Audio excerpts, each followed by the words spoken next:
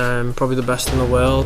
It's hard for me to believe that there's ever been a guy in the NBA that had a bigger impact on his teammate.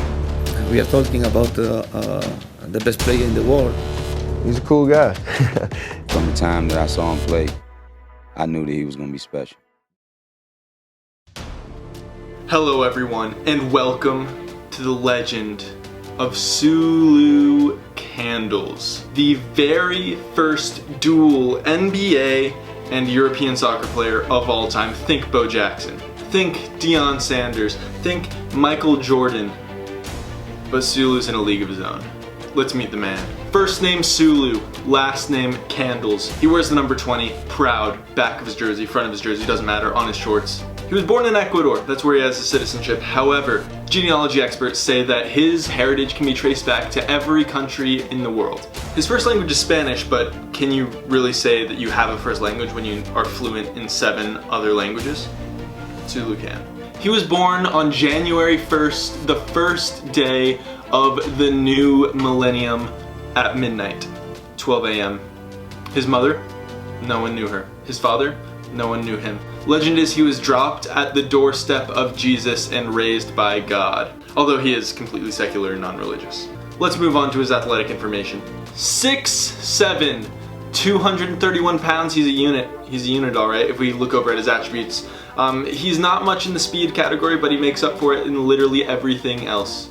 He's a center midfielder, a playmaker. Sulu's 2 main passions are passing and defending. He's not much for the flashy stuff. He likes to create the game. Some call him the creator. You know LeBron James, that famous clip of LeBron James saying, "Oh, this is what happened on this play." Sulu can do that for every moment in his entire life. He does have photographic memory. Moving on to his actual appearance, I mean, look at this face. Look at this face. He's got a prominent nose, a prominent jaw. Actually, Vogue magazine called him the most attractive man in the world, the most conventionally attractive man in the world. His face was chiseled from stone and his nose was chiseled from diamond. And while he may have a hard face, he's got soft lips.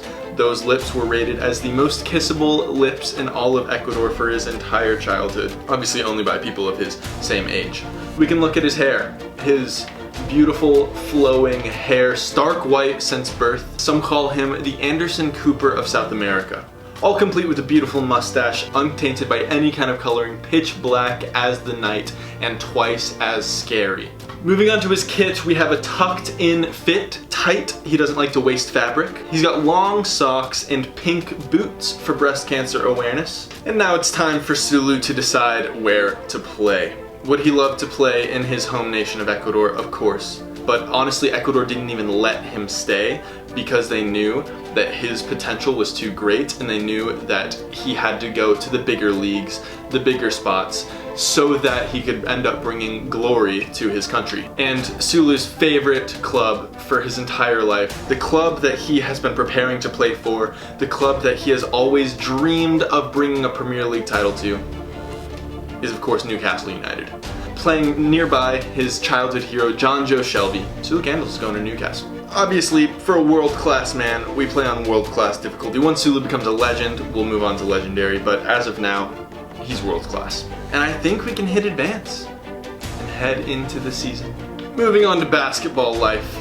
Sulu has had 3 loves in life: soccer, basketball, and love itself.